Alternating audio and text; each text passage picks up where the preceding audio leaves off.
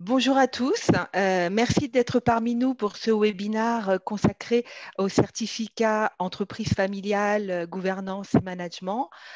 Tout d'abord, je tiens à vous souhaiter une excellente année 2021. Je suis Christine Collongue, conseillère formation pour ce programme de l'Executive Education d'HEC Paris, réalisé en partenariat avec l'IFA, l'Institut français des administrateurs.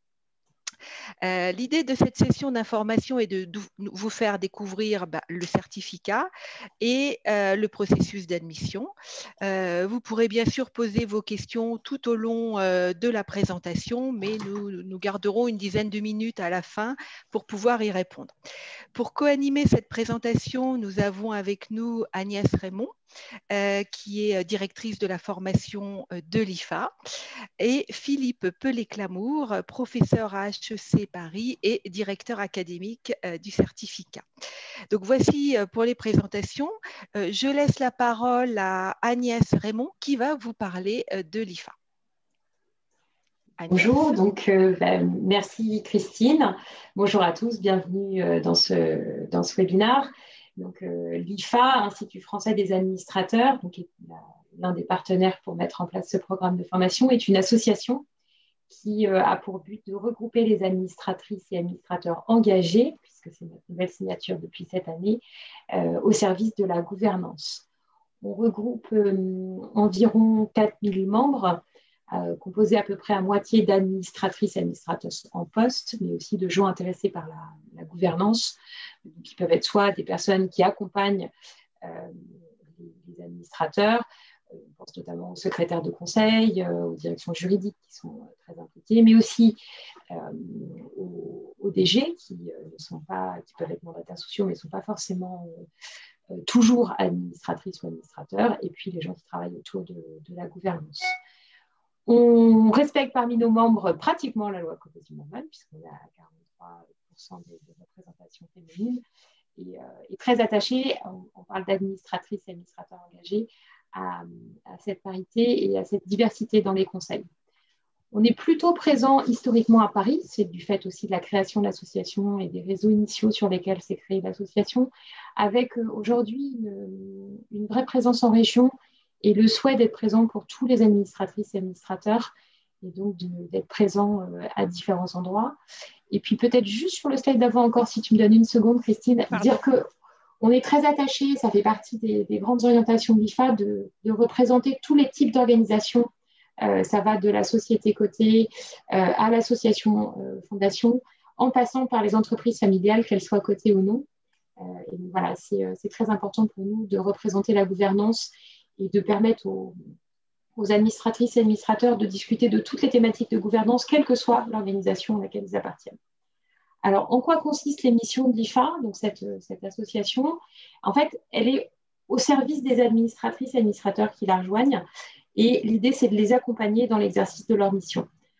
Très rapidement, et pour ceux qui connaîtraient moins la gouvernance, ces missions vont être vraiment de déterminer les orientations stratégiques et de veiller à leur mise en œuvre opérationnelle, donc par les équipes, s'assurer de tout ce qui va être dispositif de contrôle interne, d'audit et de risque, notamment pour les sociétés cotées, mais pas que, contrôler et veiller à la qualité de l'information, et puis nommer les DG, fixer leur rémunération et choisir comment s'organise cette gouvernance. Et donc, ces grandes missions, elles sont avec beaucoup d'enjeux et elles nécessitent qu'on comprenne bien le rôle du conseil d'administration, qu'on l'aide à se professionnaliser, d'où la présence de l'IFA depuis plus de 10 ans sur le secteur de la formation à la gouvernance. Mais c'est aussi fournir des outils pratiques sur la mission d'administrateur, et notre site web regorge de ces outils. Et puis, c'est promouvoir ces bonnes pratiques au niveau des différents acteurs et privilégier la soft law. Vous verrez cette distinction au tout début sur la gouvernance, il y a la hard law et la soft law, donc les bonnes pratiques. Et donc, c'est vraiment, c'est le lieu de rencontre des administrateurs, et on le fait à travers une veille d'information sur tout un tas de sujets qui nous permettent de retrouver les éléments à la fois via notre site web et puis via les clubs et commissions qui réunissent ces administrateurs et administratrices.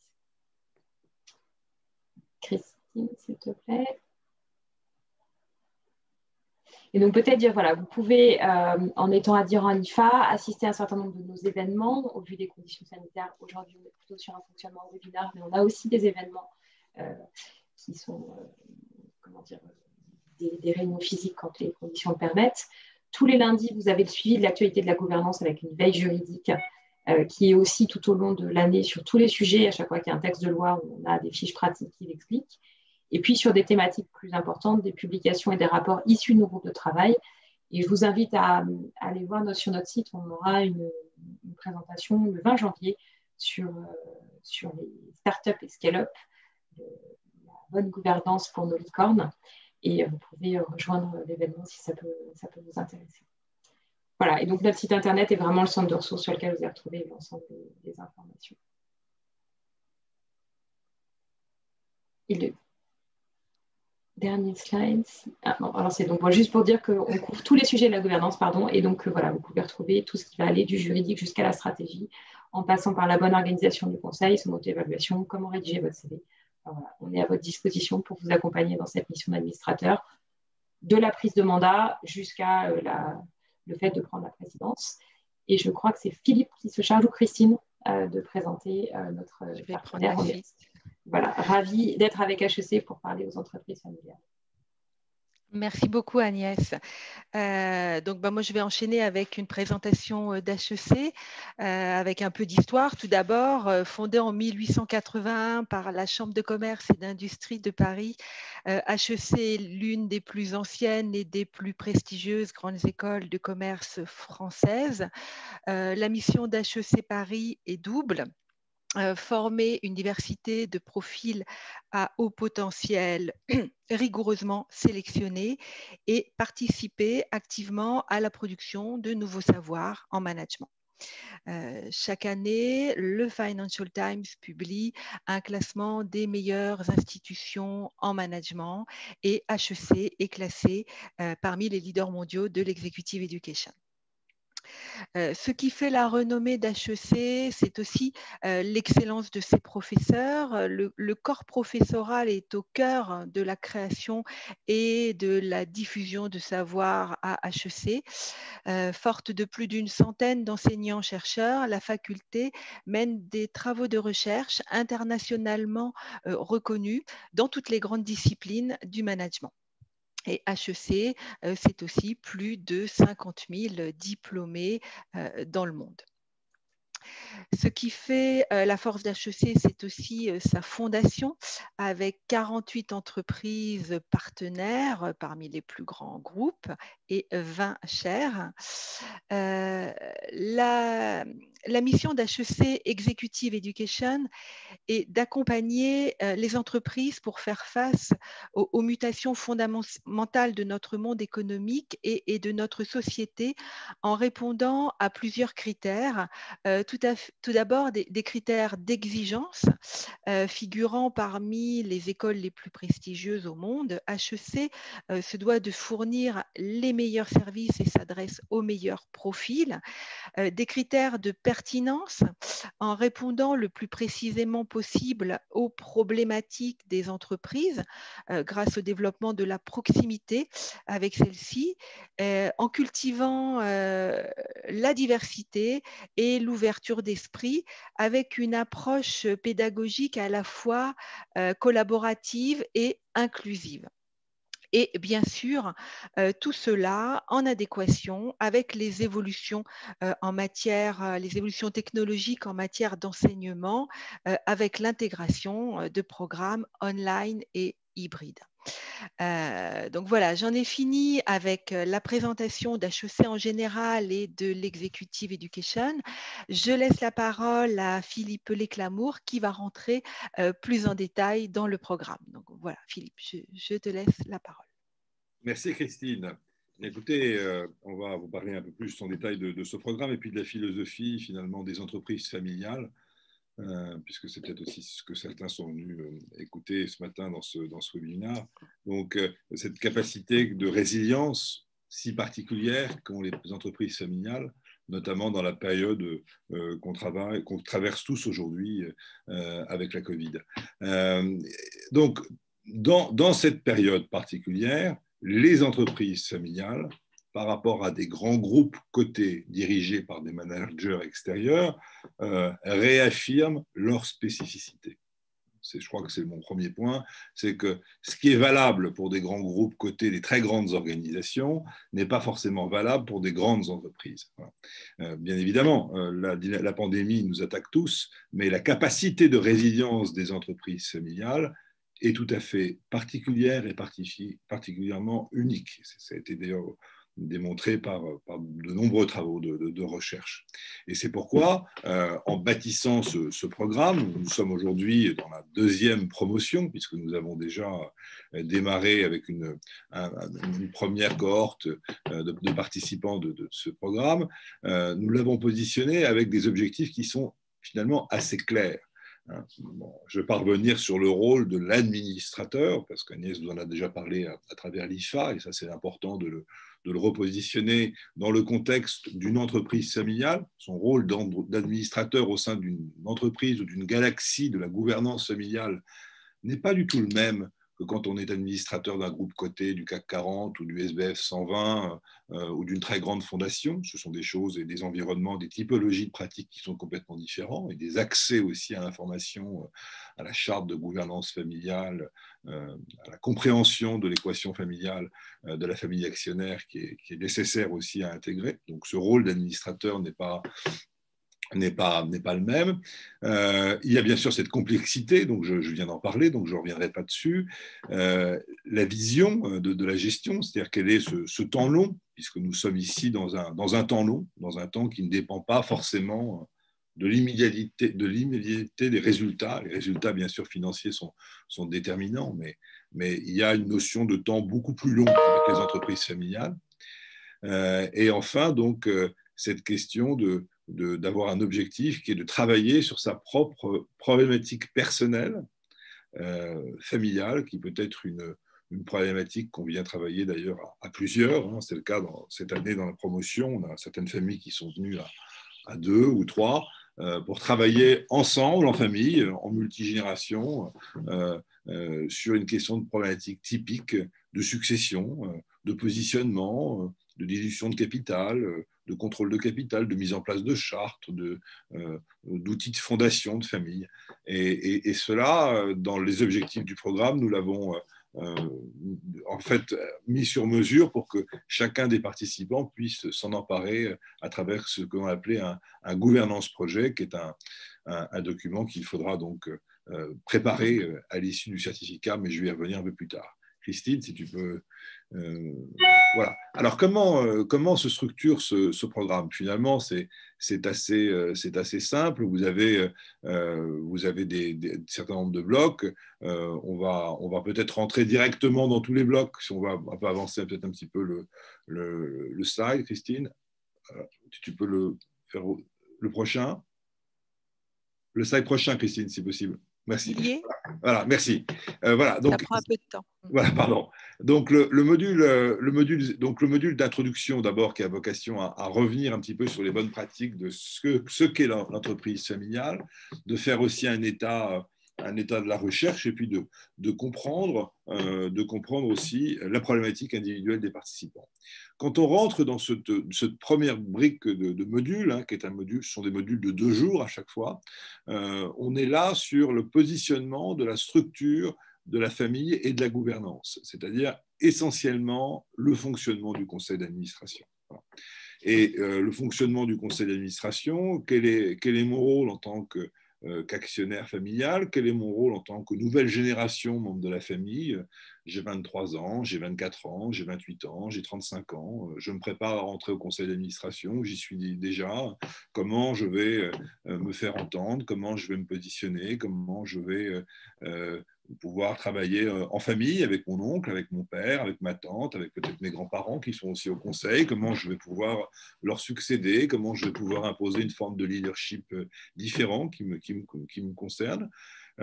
C'est aussi vrai quand on est dans une génération un peu plus senior, c'est-à-dire que je suis au conseil d'administration, mais comment je fais pour préparer finalement ma succession au sein du conseil, comment je discerne autour de moi la jeune génération pour rentrer au conseil et comment je les prépare progressivement à rentrer. Donc on est vraiment là dans ce premier module sur les mécanismes qui permettent de favoriser l'éclosion d'un conseil d'administration pertinent dans cet écosystème si particulier qu'est l'entreprise familiale.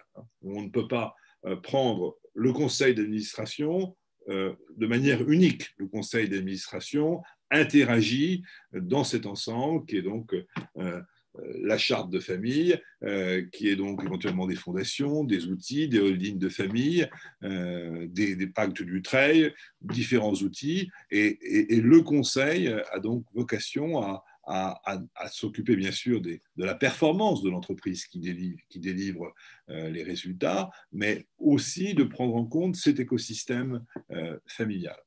Et là, il y a dans ce premier module un positionnement qui est choisi, si vous voulez, pour bien comprendre cette dynamique du conseil d'administration, qui est vraiment ce qu'on a bâti avec l'IFA et HEC comme étant une des forces et une des clés du programme, parce qu'on est quand même au cœur du savoir-faire de la maison des administrateurs, et on est au cœur aussi de la synergie qu'on veut bâtir.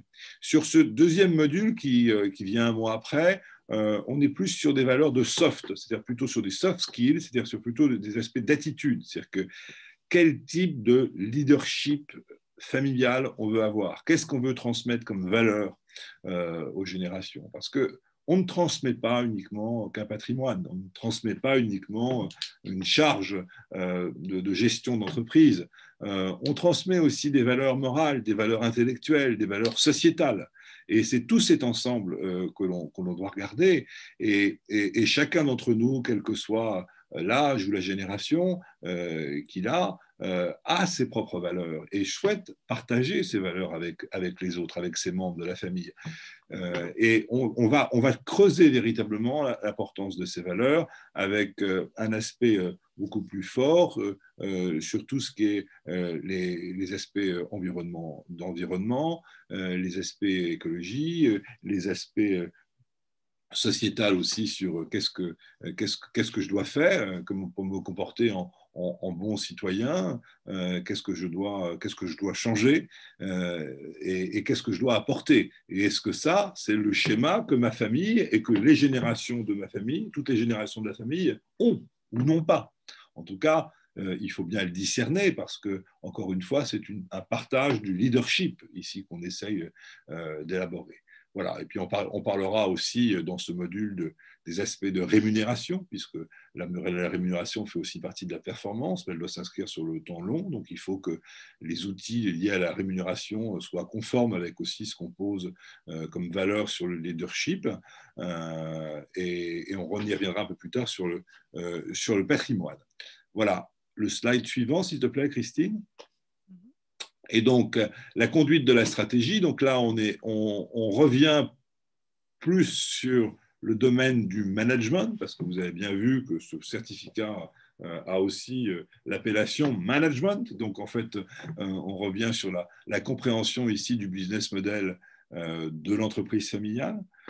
Est-ce que l'entreprise familiale est dans un seul secteur d'activité? Il y a aussi des groupes de familles qui sont beaucoup plus importants, parce que quand je parle d'entreprise familiale, on vise plutôt un profil d'ETI, c'est-à-dire d'entreprises qui sont déjà avec des chiffres d'affaires qui dépassent les 150, enfin les 100 millions d'euros, qui sont déjà ou qui sont proches des 100 millions d'euros et qui vont jusqu'au milliard ou 850 millions d'euros. Enfin, ça dépend du positionnement, mais il y a aussi une gestion par portefeuille d'activités qui peut exister. Il y a différents types. Donc, on revisite là le positionnement stratégique de l'entreprise familiale, de voir aussi un petit peu ce qu'il y a en termes d'innovation qui est possible, de diversification, de mise en œuvre, et puis de rôle spécifique dans l'outil du conseil d'administration qui est confié à un comité qui nous semble très important à HEC et à l'IFA, qui est le rôle du comité stratégique. Le comité stratégique a un rôle important dans les grands groupes, mais finalement, on s'aperçoit que même s'il ne s'appelle pas comité stratégique, mais qu'il a un comité de vigilance ou autre, au Canada on appelle ça le comité de vigilance, eh bien, il faut s'emparer de toutes ces questions de stratégie et de temps long.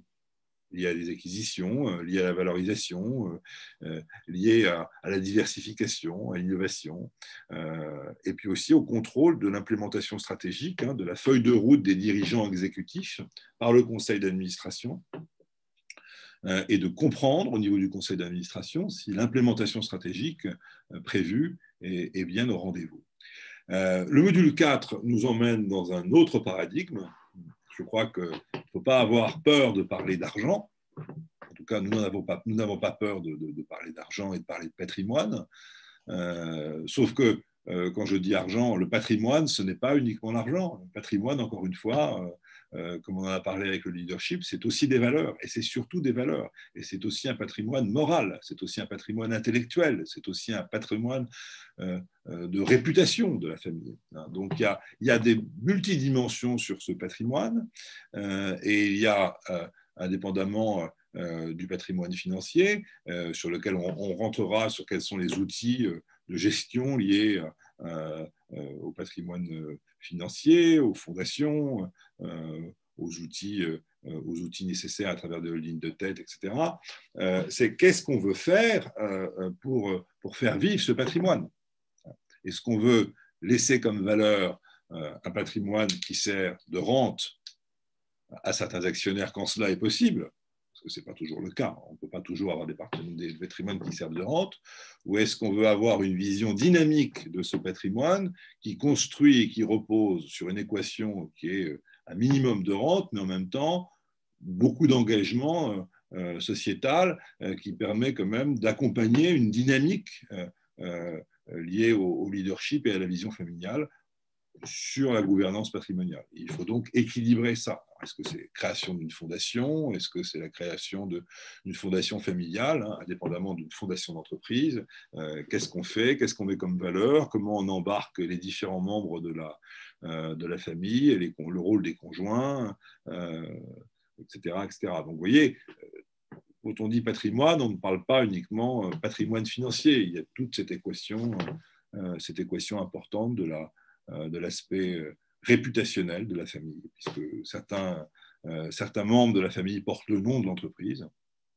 Et le nom de l'entreprise, quand vous êtes à la 2e ou la 3e génération, eh bien, c'est un nom qui est public, et donc vous représentez dans votre vie de tous les jours l'entreprise. Donc vous vivez avec le nom d'entreprise, vous êtes né avec le nom d'entreprise pour certains, ou votre nom est associé au fait que vous êtes le propriétaire, et c'est public. Donc ça accompagne toute la vie, en fait, toute la vie, et ça fait partie aussi de ce patrimoine réputationnel qui nous semble aussi à aligner avec le patrimoine financier.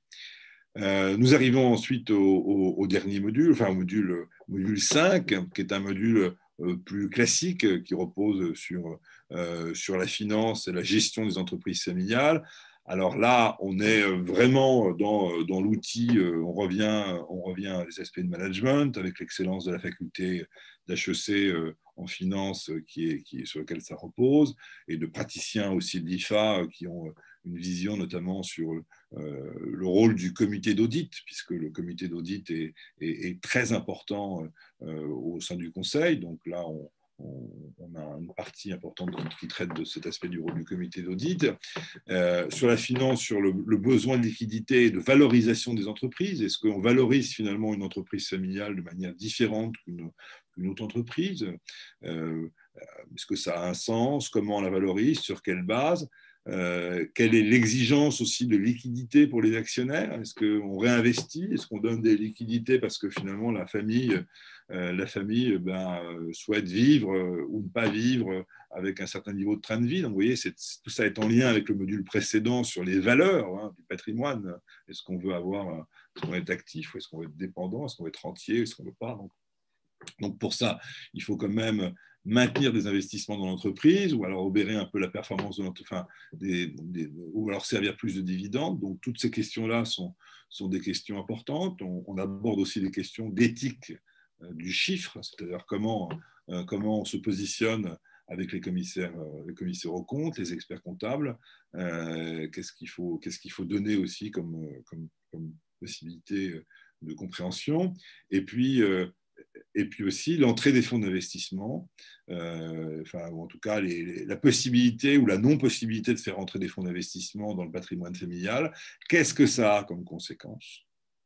quelles sont les entreprises qui ont eu une valorisation finalement de leur patrimoine avec l'entrée d'un fonds d'investissement, et quelles sont les entreprises pour lesquelles ça s'est mal passé parce que finalement, elles ont cédé. Enfin, est-ce que ça s'est mal passé? En tout cas, les entreprises qui ont cédé à des fonds d'investissement et qui ont préféré finalement gérer une forme de liquidité plutôt qu'une forme d'opération d'entreprise.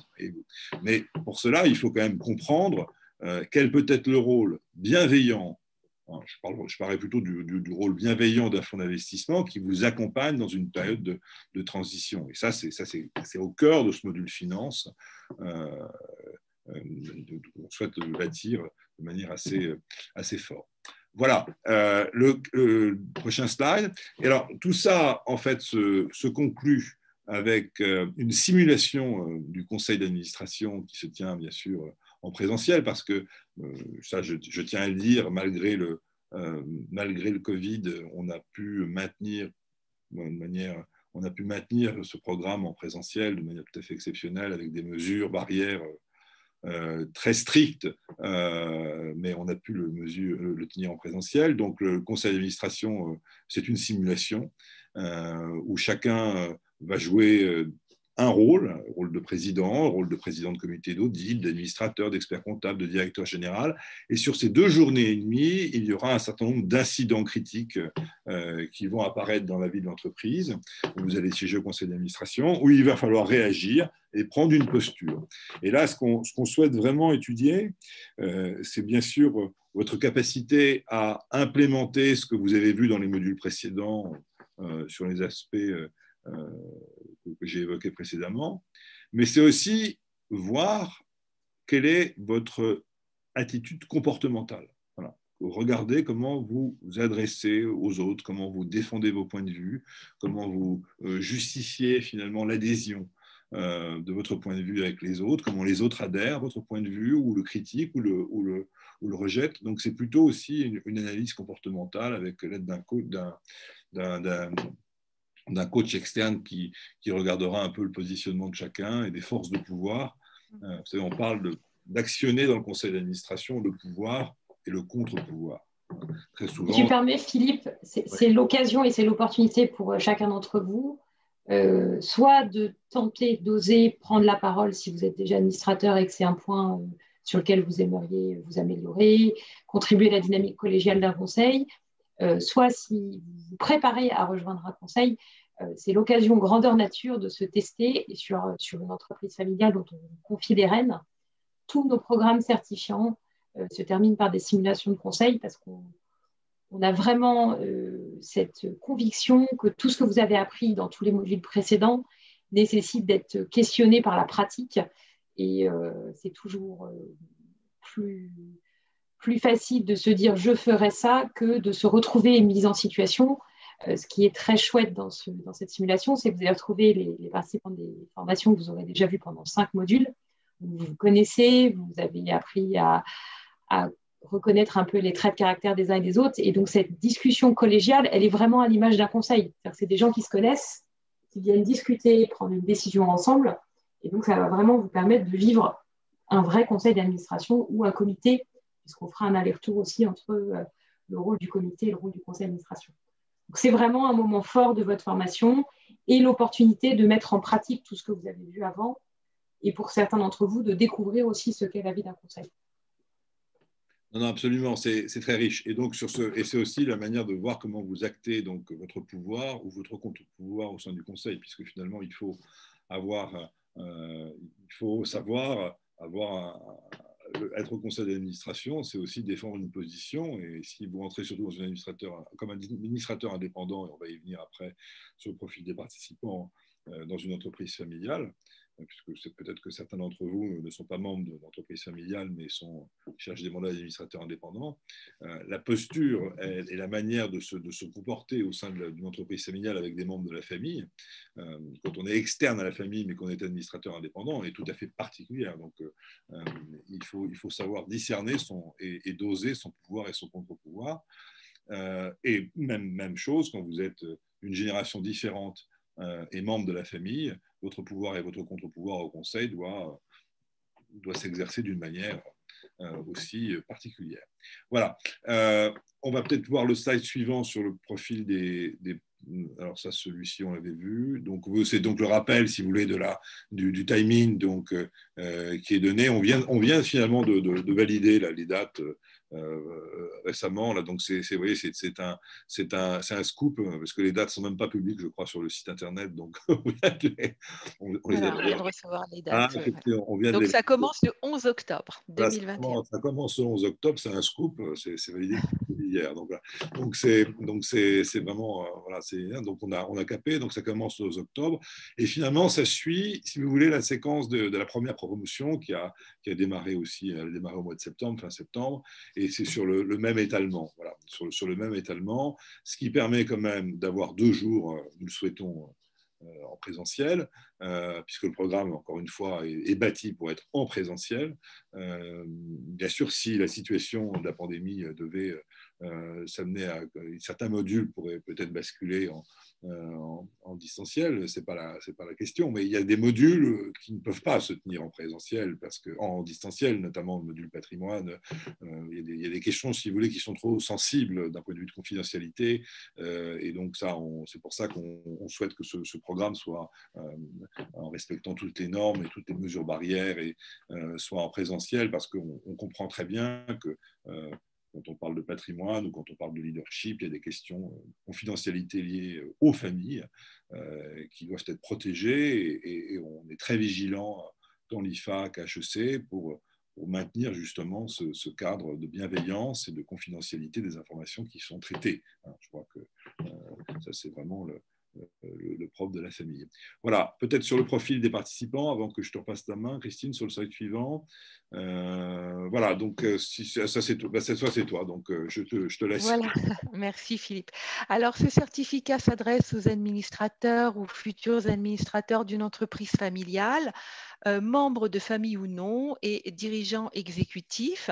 Alors, pour le processus de candidature, de toute façon, je tiens à vous dire qu'après ce webinaire, je vais revenir vers vous tous et je vais vous envoyer, bien sûr, le replay du webinaire, la présentation et une invitation sur mon agenda pour un entretien, voilà, le premier entretien pour candidater, pour valider que votre profil correspond bien au profil des autres participants. Donc ça, c'est la première étape du processus. Suite à ça, je vous envoie un dossier de candidature et ensuite, vous avez un entretien avec Philippe Pellet-Clamour, qui est donc le directeur académique du programme et qui décidera de votre candidature. Voilà. Alors, pour parler de Philippe, je vous laisserai lire la biographie impressionnante de Philippe Pellet-Clamour, mais je vais la résumer en quelques points. Docteur en sciences de gestion et professeur affilié à HEC, Philippe enseigne différents cours dans les domaines de la stratégie, mise en œuvre, gouvernance d'entreprise et private equity. Il faut savoir que Philippe a commencé sa carrière dans une entreprise familiale et est devenu directeur général de la société BIC pour l'Europe centrale et orientale. Il est aujourd'hui le président d'un fonds d'investissement qu'il a créé avec plusieurs family office et il est aussi bien sûr membre de l'Institut français des administrateurs. Donc de toute façon, je vous enverrai la présentation et vous pourrez voir la biographie de Philippe. Membre actif. Membre actif. Membre actif en plus. Alors, on va passer aux questions-réponses, mais juste avant, un dernier point. Donc, comme je vous disais, la formation commence le 11 octobre. On a lancé le processus de candidature. Le tarif est de 17 900 € et si vous êtes adhérent à l'IFA, vous bénéficiez d'un tarif préférentiel de 16 000 €. Donc voilà pour les informations, les contacts. De toute façon, comme je vous disais, moi je reviens vers vous dès demain avec cette présentation et un lien vers mon agenda pour un entretien plus approfondi et les différentes personnes que vous pouvez contacter, Laurence, Agnès et Philippe, pour des informations sur l'IFA ou sur le programme. Voilà. Alors, est-ce que vous avez des questions? Je ne vois pas de questions pour l'instant. Est-ce que peut-être pour compléter ce que vous venez de dire toutes les deux, parler un peu plus peut-être du profil des participants sur ce qu'on a souhaité mettre en place. En fait, ce qui nous semble pertinent, d'abord, c'est de privilégier ceux d'entre vous qui appartiennent à des entreprises familiales. Et c'est quand je dis privilégier, c'est que c'est le cœur. Hein. C'est-à-dire que si on prend la promotion aujourd'hui, il y a 90% de participants qui sont membres d'entreprises familiales, qui sont donc actionnaires d'entreprises familiales et qui sont déjà dans des conseils d'administration d'entreprises familiales. Donc ça, c'est le premier bloc. On est un peu plus vigilant sur ceux d'entre vous qui ne sont pas membres d'entreprises familiales et qui cherchent des mandats d'administrateurs indépendants. C'est-à-dire qu'on est plus vigilant, c'est-à-dire que les entretiens seront plus creusés. On essaye de discerner la plus-value que vous pouvez amener comme futur administrateur indépendant ou comme administrateur indépendant aux familles avec lesquelles vous pourrez vivre pendant le certificat. Donc ça aussi, c'est important de le préciser. On a vraiment, on donne la priorité aux familles, hein, Christine, aux entreprises, aux familles. Et à côté de ça, on distingue certains grands experts du domaine pratique, affaires internationales ou technologiques, etc., qui viennent peut-être chercher des mandats des entreprises familiales, voilà, ou qui viennent se consolider. Donc c'est aussi un point important je crois, sur la typologie des participants, sous le contrôle de Christine. Tout à fait, oui, oui, oui.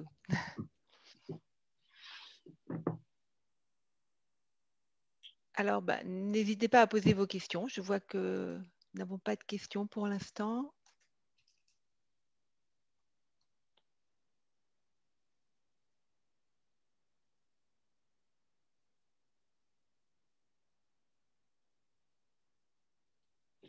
Peut-être aussi un mot sur nos participants et sur les intervenants du programme, puisque finalement, sur la première partie du module, bien, on a notamment Dominique Druon qui interviendra sur le rôle du conseil d'administration. Donc ça, c'est aussi sur les intervenants. Le module 2, nous avons mon collègue Alain Bloch, qui a écrit énormément de choses sur notamment ce très beau livre sur l'éternité en héritage, donc qui interviendra sur l'aspect du leadership, d'autres professeurs, Elie Mata, on a aussi des intervenants extérieurs de l'IFA qui viendront se joindre à nous.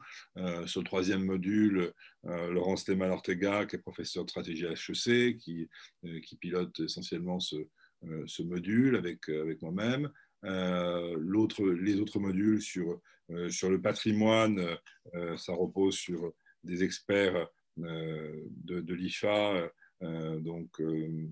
qui sont très pertinents, Marie-Noël de Pembroke, Marc Vasselin, puisqu'ils sont intervenus au dernier module.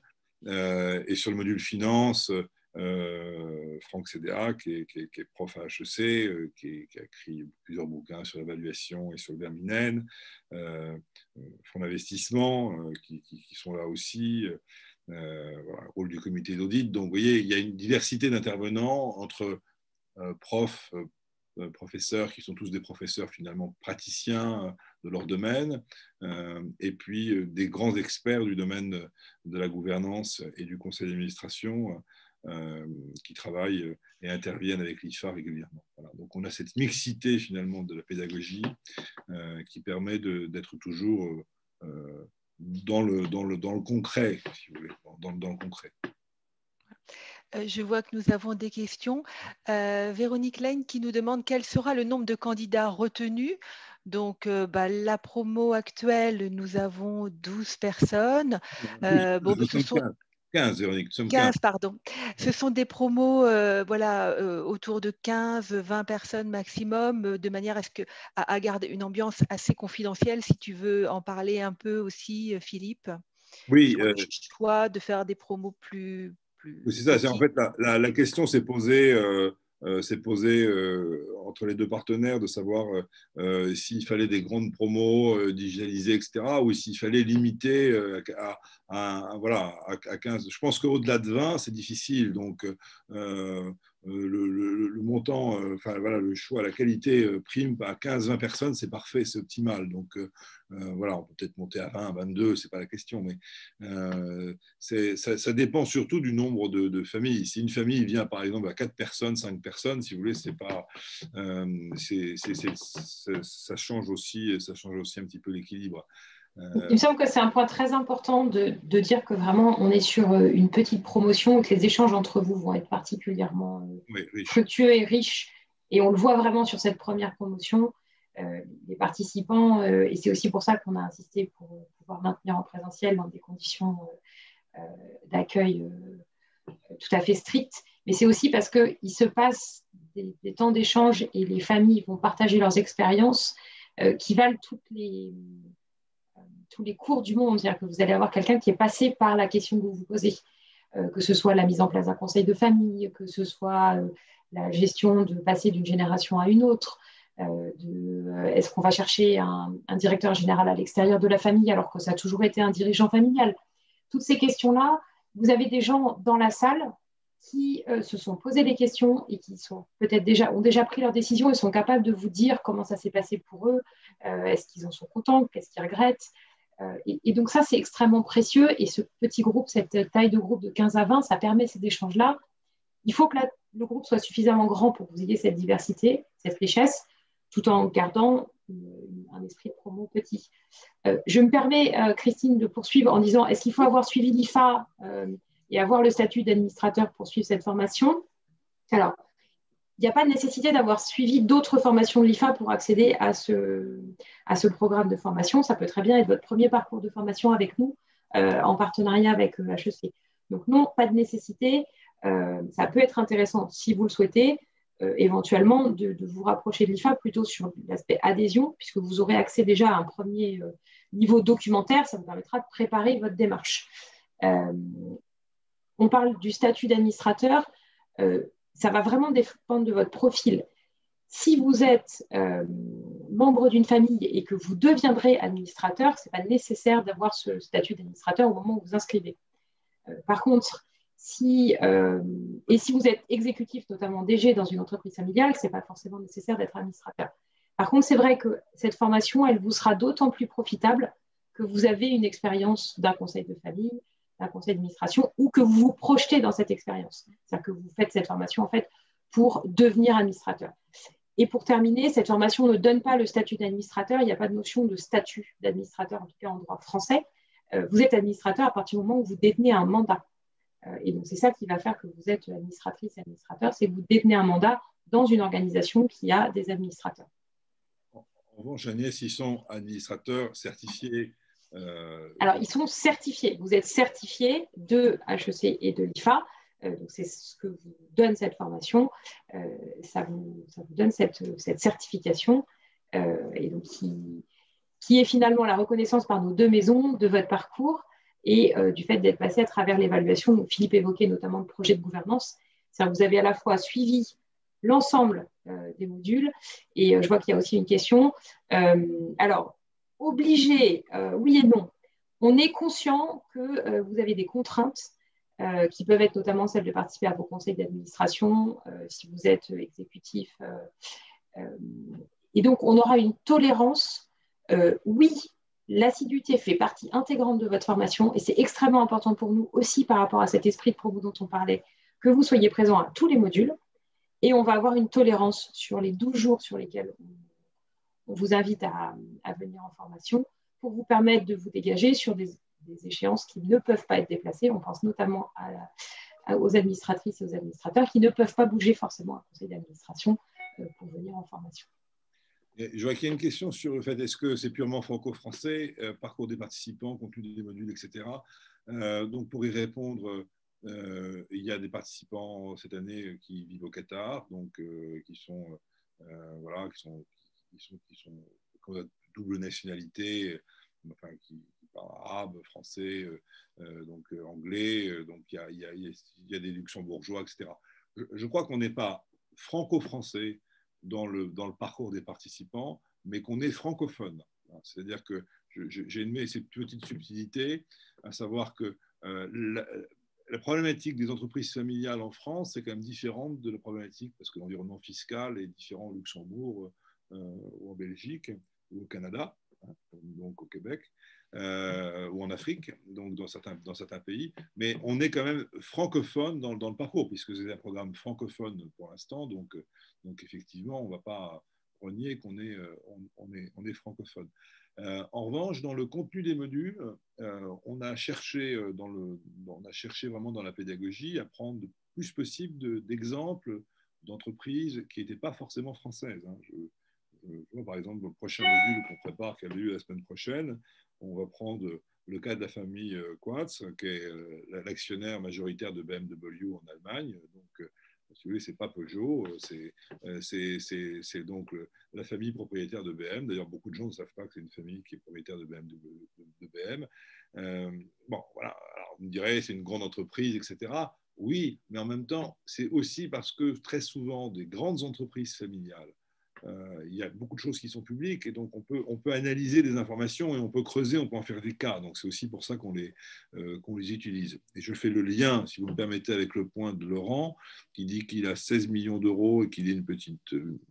je ne sais pas si vous êtes ou pas dans le profil. La question c'est, on a aussi dans le programme cette année, je ne cite pas son nom parce que je parle, c'est pas public, mais on a un entrepreneur de la tech qui a créé son entreprise, voilà, et qui est la première génération. Hein. Il y a 6 ans, il l'avait pas. Donc en fait, et puisque il a pris le contrôle, il a tout créé, il met aussi en place sa succession et il réfléchit dessus. Donc je pense que, indépendamment de la taille du chiffre d'affaires, peut-être que j'ai pris un exemple qui était un peu haut, mais je crois qu'il faut voir quelle est la problématique que vous avez, vous, par rapport à votre famille. C'est quel est l'âge de vos enfants, ce que vous avez comme projet, quelle est l'exposition que le fait que vous contrôliez cette entreprise va avoir pour vous, votre conjoint,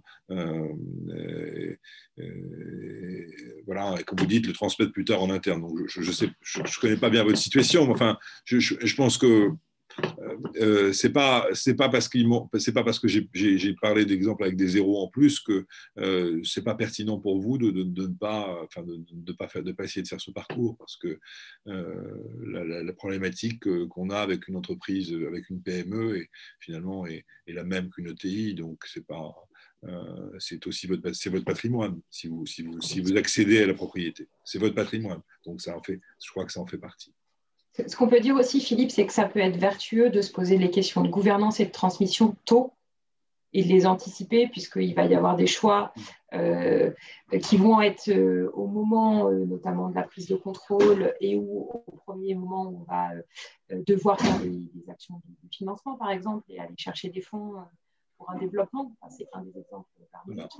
Et que le fait d'avoir pu échanger avec différentes personnes et d'avoir anticipé, je pense notamment sur la gouvernance et la structuration de la gouvernance, peut être particulièrement intéressant pour ça. Donc, ça peut être aussi une bonne raison de creuser le programme. Sur les situations de crise, oui, malheureusement, cette année est une belle illustration. Donc oui, on abordera les situations de crise plutôt à titre d'exemple et puis d'illustration d'angle sur chacun des sujets. C'est-à-dire qu'au niveau de la gouvernance, on va parler des situations de crise auxquelles la gouvernance va être confrontée. On va prendre l'exemple tellement classique, mais qui sur une entreprise familiale va avoir un double effet à la fois de gouvernance, mais aussi familiale, qui peut être le décès d'un DG ou d'un administrateur. Typiquement, quand on est sur une entreprise familiale, va s'ajouter à la difficulté, à la sidération de la situation quand on perd quelqu'un, de perdre quelqu'un qui en plus fait partie de la famille. Donc, avec tous les enjeux de succession, de continuité d'activité. Donc, je prends cet exemple-là parce qu'il est abordé au niveau de la gouvernance. Ça va être vrai sur les situations financières. Qu'est-ce qu'on fait si on a besoin d'augmenter nos capitaux de manière énorme et puis que ça crée une situation, ça cristallise au niveau de la famille, une crise qui peut être soit financière, soit au niveau de la famille. Et comment on fait les allers-retours de discussion. Et puis, on vous prépare et on vous concocte, bien entendu, les situations de crise sur lesquelles vous serez confrontés en simulation pour aussi pouvoir s'entraîner sur des cas où on est un tout petit peu moins impliqué émotionnellement, mais qui permettent de réfléchir, de reprendre de la hauteur. Donc, bien sûr, ça fait partie de la vie des entreprises et les entreprises familiales ne sont malheureusement pas épargnées, donc les situations de crise font partie des sujets. Alors, je vois quels sont le profil des intervenants, exemple juristes, fiscalistes, etc. Je crois que je l'ai dit, mais enfin, je vais le repréciser. Agnès et Christine compléter si j'ai oublié quelque chose. Mais oui, bien sûr, il y a des grands spécialistes de la gouvernance qui sont des juristes. Enfin, Agnès pourra en parler peut-être mieux que moi. Vas-y, cite quelques noms. Enfin, je veux dire, en tant qu'intervenant sur les aspects gouvernance juriste. Typiquement, par exemple, sur la responsabilité civile et pénale, vous allez avoir Pascal Durand-Barthès, qui est l'ancien secrétaire au commissariat à la gouvernance d'entreprise, qui nous fait la joie d'intervenir sur un des sujets qu'il est sûrement le meilleur à maîtriser sur la place de Paris, pour expliquer aux administrateurs, et notamment aux administrateurs familiaux, quelle est leur responsabilité quand ils prennent leur mandat par rapport à l'entreprise, cette pérennité dont ils sont garants, mais aussi quels peuvent être les impacts sur eux, pour bien comprendre ces enjeux-là. Et notamment aussi pour bien comprendre quand on parle de transmission, qu'est-ce qui se passe quand on nomme la nouvelle génération administrateur, qu'est-ce qu'on leur confie, à la fois comme pouvoir, mais comme responsabilité associée. On a la chance aussi d'avoir sur les aspects plus financiers un certain nombre de grands noms, Philippe l'évoquait, d'HEC. L'objectif de ce programme, c'est vraiment de vous confronter à la fois à des praticiens, donc soit des gens qui sont administrateurs eux-mêmes de TI familiales, de grandes entreprises, d'intervenants, mais aussi de témoignages. On fait venir un certain nombre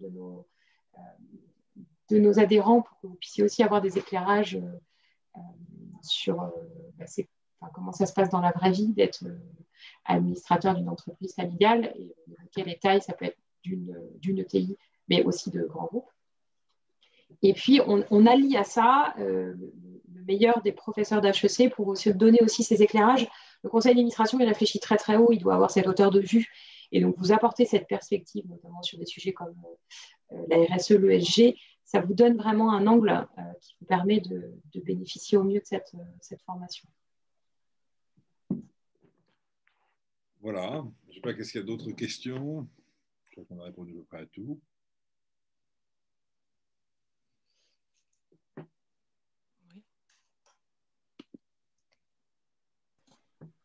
Parfait, mais s'il n'y a pas d'autres questions, on va vous inviter à nous contacter. Donc, nos deux maisons sont en partenariat sur ce programme de formation. Si vous avez quoi que ce soit comme question sur l'IFA, n'hésitez pas à contacter Laurence Bocquier ou moi-même pour prendre contact avec nous, voir ce qu'on peut vous apporter, notamment sur les premières questions sur la gouvernance qui pourrait se poser. Et puis, Christine, pour le programme de formation, est votre interlocutrice privilégiée. Voilà, tout à fait. Donc, écoutez, merci beaucoup d'avoir participé à ce webinaire. Moi, je reviens vers vous dès demain avec la présentation. Vous aurez aussi les noms des différents contacts. Et puis, bien sûr, n'hésitez pas à revenir vers moi pour un rendez-vous personnalisé pour avancer sur un projet, si vous voulez faire ce certificat. Voilà, merci beaucoup. Je vous dis très bonne journée.